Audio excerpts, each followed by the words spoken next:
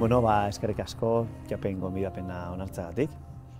Bastero kulturgunean gaude, Bastero kulturguneko erakusketa aretoan. Eta hemen lumineszenteak erakusketa zabalik dago, eta maiatzan zehar, lehenago esan diguzuenez, Euskal Herrian barrena ere jarraituko du erakusketak.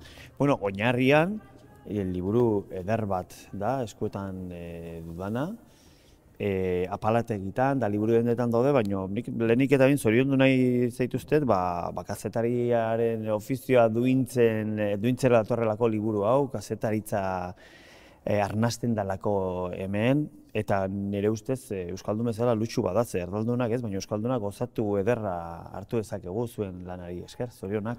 Mila esker. Bueno, lumineszenteak, esplikatuko dugu edo diguzue gero lumineszenteak nondik nora iritsi zineten izenburu hori jartzera oso aproposa iruditzen zaidana, baina zuek azalduko duzue. Baina nolabait badira elementu batzuk amankomunean daudenak hemen biltzen dituzuen historia guztietan. Protagonistak emakumezkoak dira, klase sozial apalekoak eta herrialde zapalduetan kokatzen dira. Eta gainera munduan barrena ibilizarete. Eta nondik nora halako liburu mardul bat egiteko autua edo?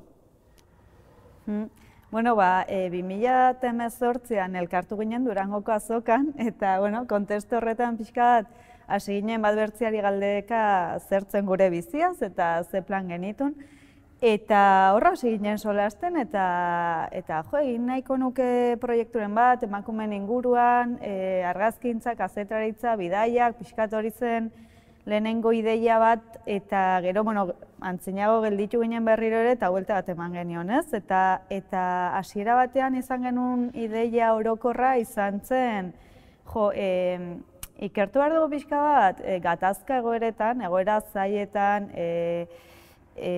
hori ez, gatazka zuzena edo zeharkakoa pobrezian emakumeak ea sufritzen duen 2 aldiz edo 3 aldiz gehiago, ez? Baiezko bat zela erantzuna uste genuen, minio lehenengo bidaia hori bila joan ginen. Bueno, eta esperientziak erakutsi du benetan ala dala, ez? Oso egoera zailak, gogorrak eta gordinak bildu dituzuelako. Besteak beste aipatu dezagun, konta dezakezu zuek nun hasi zen eta nun bukatu zen. Ze munduan barrena egindako liburu bada. Bai, hasi zen, edo abia puntu bezala izan zuen ideia oso difuso bat. Irantzuk esan duen bezala, genituen hor bektore batzuk edo lapikoan sartu nahi genituen osagai batzuk, baina ez genekien oso ongi nola lerrokatuko ziren edo ze zentzu hartuko zuten da. Hori izan da arian argitu zaigun zerbait, eta erantzuna izan da baiezkoa, bai pobretze egoeretan, indarrezko leku aldatze egoeretan, okupazio egoeretan, gerra ireki testu inguru horietan, badirela indarkeria mota batzuk, gainera ikusezin izendatu ditugun indarkeria horiek, zeharkakoak edo danalakoak, mikro izenare jarri dugu batzuetan, naiz eta ondorioak lazgarriak izan, esan bezala emakumei eragiten dietenak hain justu emakume izate hutsagatik eta emakume izate horrek gizarte edo kontestu jakin horietan inplikatzen dituen rolengatik, bete beharrengatik eta gizarte arau horiengatik, ez? Eta nondik nora ibilbidea Palestinatik hasi zineten? Bai, Palestina izan zen lehenengo geltokia, hurrengo urtean Indiara egin genuen, 3. geltokia Lakota nazioa izan zen, Ipar Amerikan, eta 4.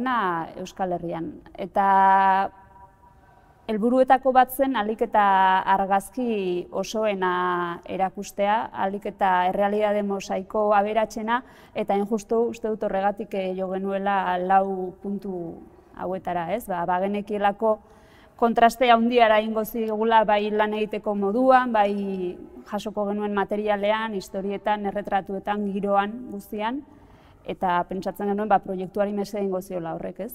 Alde batetik bestera mugitzea ahalik eta kontraste handiena bilatuz.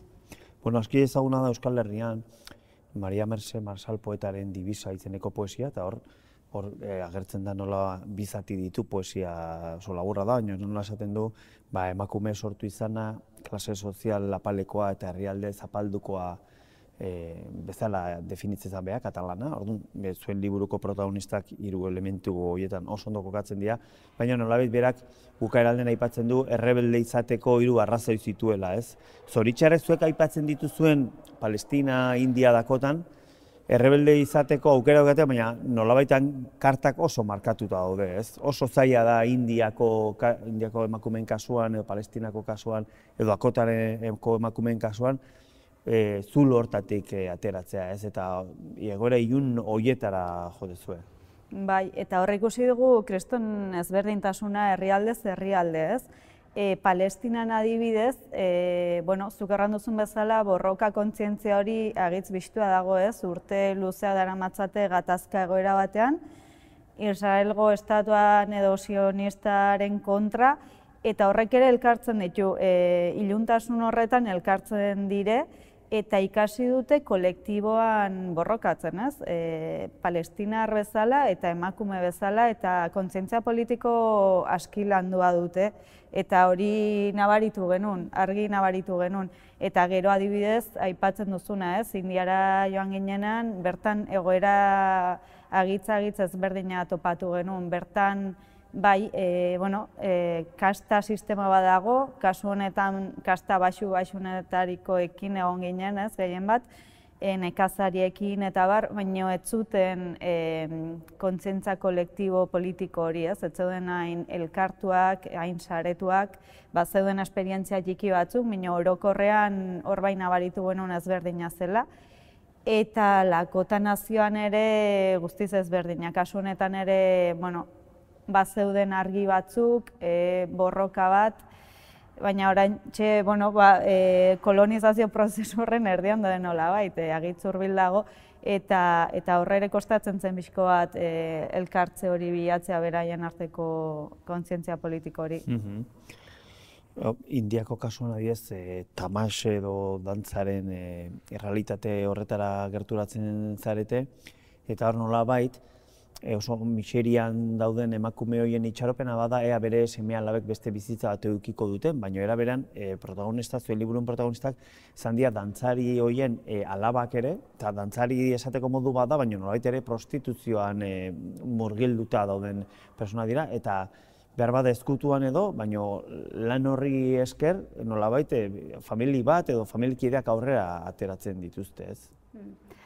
Bai, Indiara justu, joan ginen titularra handi batek edo erakarrita, ez? India omen da munduan emakume jaiotzeko lekurik eta okerrena edo okerrenetarikoa, eta jakin nahi genuen titularra handi edo potolorren atzean zertzegoen eta batez ere historia ez ezagunak bilatu eta topatu ditugu makillaje ezberdinen azpian ezkutatutako hainbeste prostituzio forma eta salerosketa forma, eta tamaxena da horietako bat.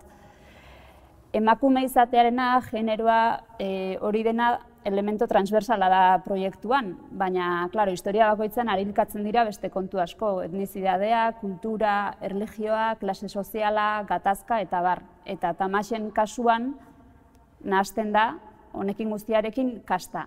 Aurreratu duzun moduan, kasta baxutako emakumeak dira, normalki gurasoek salduak, beren birjintasuna saltzen dute, modu horretan lortzen dute dotearen bete behar hori gainetik kentzea, gastu bat gutxiago familiarentzat, eta esan bezala saltzen dituzte antzokietara, eta bertan pasatzen dute bizitza osoa. Hil arte, prostituzioan jarduten dira, diru truke, eta beren seme-alabak normalean ez dira zirkulu horretatik ateratzen, inork ez duelako bere familiako inor ezkondu nahi kasta baxuko norbaitekin, are gutxiago prostituzioan jardundako norbaitekin. Hortaz, betikotzen den zirkulo bada. Kazetaritzaren ikuspegitik horre ikusten da dokumentazio lan handia egin dela. Pentsatzen dut ara joan aurretik egindako lana izan dela, gero behar bat ondoren ere, baina dokumentazio lan handia ikusten da, eta gero nolabait tokian tokiko kazetaritza lanketa hori ikusten da egin dezula, Eta gero aparte oso aberasgarriak iruditzen zaizkit, nik zatidura edo kazetaritzan zatidura beste elementu batzuk grisen agertzen direnak, eta hor nolabait kontakizun personalago bat edo agertzen zen, behar bada hor ja subjetiboagoa zana, ez? Hori noiz erabaki zenuen horrela egituratzea kazetaritzaren ikuspegitik? Hori izan zen behar bada lan prozesu osoan momenturik zailena, ez? Etxera itzulitakoan, material guztia berrikusi, berrentzun, orduak eta orduak, eta, klaro, konturatu bazegoela alde batetik emakumek kontatutako hori, eta banekien gainera argi neukan hori kakotxartean sartu nahi nuela, hitzez hitz jaso nahi nuela beraiek kontatutakoa, nuen nik kontatu nahi besteren historia bat. Bestetik, bazeuden baita ere utxune edo gap asko, banekien emakume hauek kontatutakoa osatu behar nuela datuekin, erreferentzia bibliografikoekin, danadalakoarekin, esan bezala askok ez daukatelako diskurso benetan egituraturik eta politikorik eta konstienterik eta aldundurik, orduan hori jantzi behar nuen. Eta bestetik zeuden gure bizipenak, zeuden gure hausnarketa, gure eztabaida, gure negarrak, irriak eta bueno, inoren ahotan entzun ez genituen gauzak, baina bai ikusi genituenak, usaindu genituenak, sumatu genituenak eta horiei guztiei ere egin nahi nien erreferentzia. Hortaz, bai, behar bada hiru narratiba desberdin antzematen dira liburuan, hain justu alde guzti horiek osatzeko. Bueno, nik uste hor asmatu zen dutela, irakurle bezala mintzat hori eskertzen da. Irantzu, liburuan zehar, zuek ere gutxitan, baina atatze zatea argazki batzutan. Konta eguzte zergatik egin zen den horren alde, nik esango nuke besteak beste esateko, gu hemen izan ginen, bertan izan ginen. Bai, bueno, guretzat bidaia fisikoak eta pertsonalak izan direz, eta bueno, hori zuk erraten duzun bezala, gu horregon gara, gu ginen aditzen ari ginena, jasotzen genunak eta hartu eman hori genuna emakume hauekin, ez? Eta subjetibotasun hori tekstuan ere aipatu duguna badagoena, iruditan ere bildu nahi genuen badelako bidaia liburu bat eta badelako hori esperientzia guzti bat guria pertsonala ere bai, ez? Eta gure begi eta belarritatik aditu ditugun gauzak dire.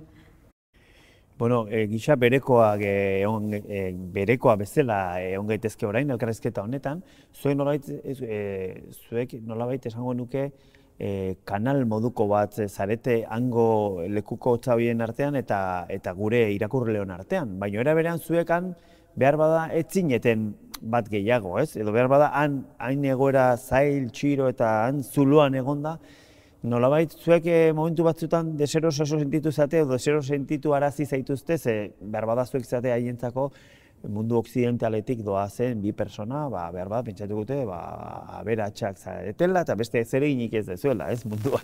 Bai, harrera barkatu mota desberdin asko jaso genituen eta hain justu hori da proiektu honen, bueno, guretzat aberasgarria izan da horregatik batez ere, ez? Kontrastea bilatzen genuen lan egiteko modu desberdinak, historia desberdinak, material alik eta anitzena eta esan bezala erreakzioetan ere hori gertatu zitzaigun. Batzuetan erreakzioa izan zen, zergatik jotzen duzuen nire gana, ni alarguna naiz, edo prostituzioan aritzen naiz, edo zer da, abandonatu ninduten. Alargun izatea indian nolaiko maldizio bat da, ez? Bai, zorte txarra dakarte, nazkarria dira eta bar. Orduan, ez zuten ulertzen, batez ere aldundu gabeko emakumeek, eta antolatu gabeek eta bar, ez zuten ulertzen zergatik guri interesatuko zitzaigun bere bizitza eta zergatik zabaldu nahi genuen bere ahotsa, ez? Hori batetik, beste batzuk, irantzuk aipatu den bezala, Palestinan esate baterako, diskurso oso kolektiboa dute dagoeneko, oso landua eta bar, eta hori ona izan da alde batetik, gauzak oso argia azaldu dizkigutelako, baina bestetik badute arresi bat, arresi madarikatu horri erreferentzia eginez, bere inguruan eraikia baita ere, eta oso zaila da, diskurso horretatik harago barruan eta bere bizitza intimoetan eta pribatuetan eta etxeko horretan gertatzen denaz zerbait gehiago jakitea. Halako distantzia bat jartzen dutelako. Bai, hori da. Eta beste batzuetan gertatu da, bai, emakume izateak zubiak eraiki ditu, baina kasu batzuetan aldea, termino etnikotan, kulturaletan, klase sozial terminotan hain handia izan da, ze plastikoak ere jaso ditugula, esanez, jakintzazue, hau egiten ari zaretela, zatozen lekutik zatoztelako. Eta egia da ez, askotan aipatzen dugu, privilegiotik egindako proiektu bat dela, lan bat dela, emakumeak garelako, baina zuriak, mendebaldarrak, ikasteko aukera izan dugu, momentu jaken batean gure oporrak ontara bideratzeko autua egiteko aukera izan dugulako, hegazkin bilete bat erosi, ara joan, eta eseri gara eta esan digute, bale, oso ondo, kontatuko dizut nire historia eta utziko dizut argazkiak egiten, baina jakintzazu nik ere egin nahiko nukeela horrelako zerbait, eta ez dudala inoiz aukerarik izango. Hortaz, erreakzioak askotarikoak eta danak ongi etorriak eta bakoitzak aportatu dugu edo ekarri dugu zerbait. Bai, nik uste dut ere hori ez, hotel edo etxetara edo gure lozakura joaten ginenean hor gure kontradikzioekin ere oheratzen ginela ez, eta hori izan da interesgarria ere guzti honetan eta horrek egin digu guri ere alduntzea emakume bezala ez, eta kontzientzia hartzea ere bai. Bueno, eta ere gehiago esan nuke, behar bada, egoain modan dauden, aldian aldiro, modan jartzen dira halako esamolde batzuk, ez? Eta halako bada konfort egoeratik ateratzea, adibide borobilena zuek zarete, ez da? Ez?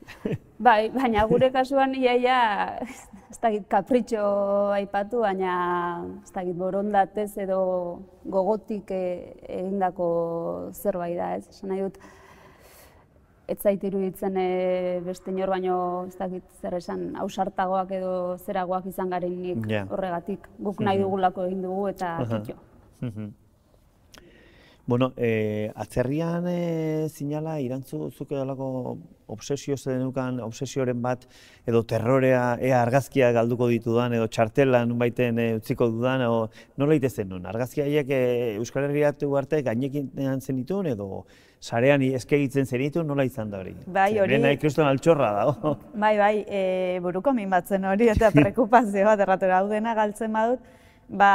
Segurtasun aldetik, alde horretik buelta gainen eman izkion Palestinara joateko. Alde batetik, sartu ginelako bertan turista gixaz, hori zen bertsio ofiziala, eta lan guzti hau, checkpointan pasatzean, polizia, armada, handagon, barietate guztia ikusita, bestu behar nitulako argazkiak eta argazkitan agertzen den emakumeak, ez? Orduan hortan bai, gauero igotzen genuen algenulik, interneta bagenulik edo igotzen ditun... Lainora, ez? Hori da, horrat, internetera, eta gero bai, momentu konkreto batzutan bai gordetzen un txartela, eta egin barri izan ditun olako peripezia batzuk. Bertze bidaietan, igual berdina, beti lainora igota, baina, ja alde, segurtasun alde horretik igual lasaiago. Eta irantzuk, egone kazetaritzaren ikuspegitik, egon dalako mugaren bat, momentu batean esan dezuna, nahiz eta oso lekuko eta historio gogorra kontatzen dituzuen, momentu batean zerbait esan da, hau ezin dut kontatuko edo, hau ez dut kontatuko. Bai, esate baterako kontakizuna iristen zenean mutur oso intimoetara, batez ere sexu gehiegikeriekin zerikusia zuten historietan eta uste dut edo pentsatu dudanean ez diola ekarpenik egiten kontakizunari eta ideia orokorrari, listo, kanpoan geratzen da ez. Eta gainera saiatu nintzen elkarrizketa egiten nuen bitartean ere hori helarazten eta ulerrarazten solaskideari.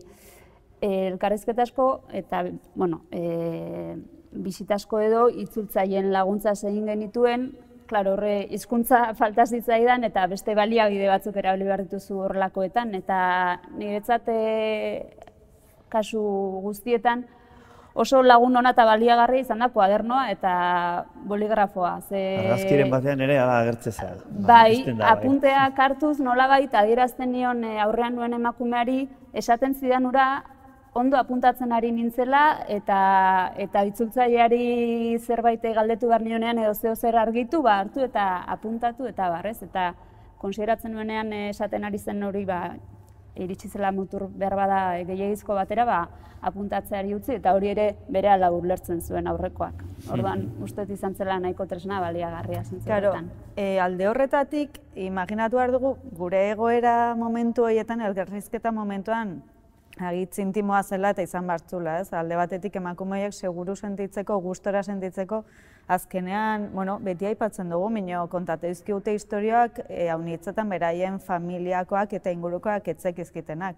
Orduan lehenengo aldiz berbalizatu dutenean, negarrez aritu dire, gehienetan, eta alde horretik ere, zu bertzaldean zauden eta hori aditzen ere, errespetu badago eta duintasun hori mantentzea izan da guretzat beharrezko zerbait, egin behar genuen zerbait.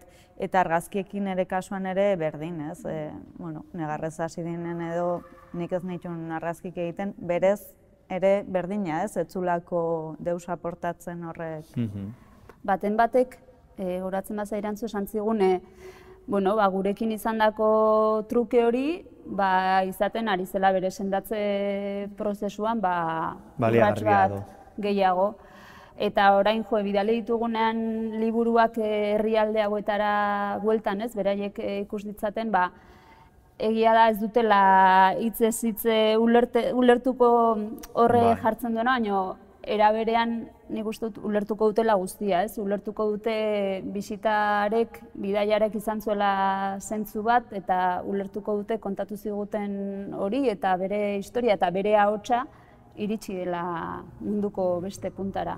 Eta horrek nik uste garaian da, momentu bakoitzan izan genituen burujan guzti horiek eta sendatu dizkigula baita ere, neurri batean jakitea, iritsi dela ara bueltan eta ulertuko dutela, borobildu dela, zikloa. Bai, izan elkarrizketa bukatu baino lehen, jira oso egin behar dugu, orduan.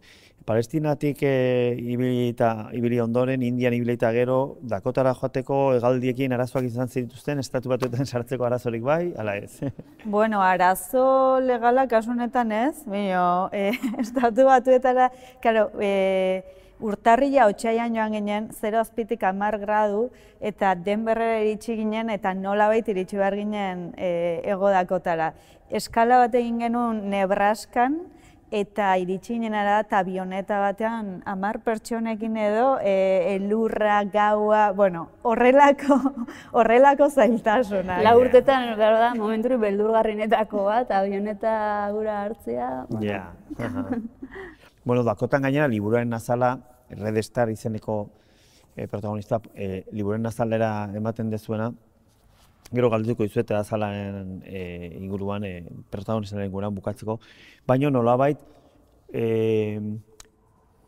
Dakotan kontatzen da, behar bada batzuk gogoan badugu indioen egoera, baina nolabait, uste dut horrela aipatzen dizuela, autosuntxiketarako aztegi moduko bat, hau da, belaunaldi oso batzuk, tartean liburuko azaleko protagonista, 5 urterekin edo hartu, halako gune batera eramaten dute, eta 12-13 urtez han dituzte apartean, eta helburua da, nolabait, beraien elementu kultural guztiak galtzea, hizkuntza, kultura, baita ere tokia, bizitokia, hori halako nun eta herrialderi garatuenean, gertatzen ari da hori, Bai, Lakota nazioan, zehazki Pine Ridge izeneko erreserba batean, Lakota herria bizi den erreserbetako batean, izan ginen, herri honen genozidio mantsoaren lekuko eta genozidio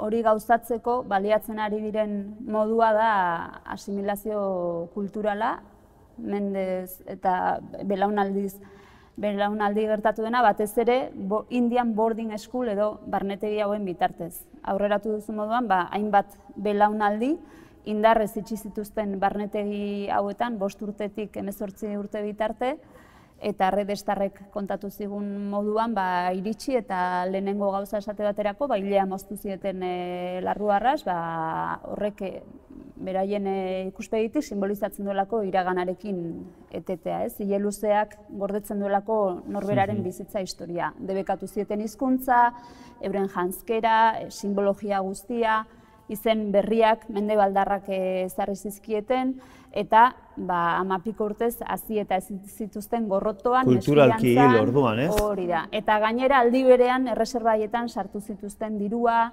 alkola, drogak, eta hortaz belaunaldiak atera ziren handik mundura askatu zituzten berriz ere eta martzianoen moduran iritsi ziren euren etxeetara eta ez zuten modurik izan ez inguruarekin, ez jendearekin berriz ere konektatzeko. Eta deskonexio horretatik eratorri dira geroko gaitz guztiak, ez? Bueno, ile mozketak eta hizkuntza galeraztea ezaguna zaigu euskaldunei, ez? Eta nolabait iraganean ere antzeko egorak pairatu izan ditugulako Euskal Herrian. Elkarrizketa bukatzen joan barra daukagu, baina zuek ere Euskal Herrian ere indezu zuen bidai hau, eta nolabait beste gu hoiengana joan zarete, ez? Alegia gure artean bizi direnak eta ikusten ez ditugunak edo ikusi nahi ez ditugunak, ez? Besteak beste atzerritik hona etorritakoak edo kalean bizi direnak, ez? Argi zenuten Euskal Herriko egoera hori ere sartu behartzen dutela?